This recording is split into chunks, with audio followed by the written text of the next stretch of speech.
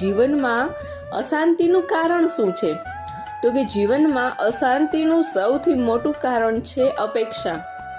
કે કોઈ પણ વ્યક્તિ હોય જીવનમાં વધુ અને વધુ મેળવવાની અપેક્ષા રાખતો હોય અને જ્યારે એને ધારેલી વસ્તુ, વ્યક્તિ કે કોઈ પણ સંજોગોમાં ન મળે ત્યારે એ દુઃખી થાય છે અને એ દુઃખી થવાના લીધે જ જીવનમાં શાંતિપૂર્ણ હોતો નથી અને એના લીધે જીવનમાં અશાંતિનું કારણ પ્રગટ થાય છે.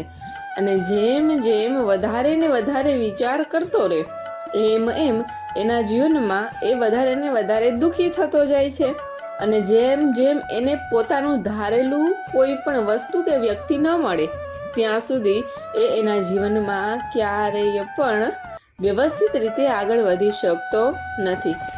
સંસારમાં સફળતા મેળવવી હોય તો ઈશ્વરે ધારેલી સફળતા મળે.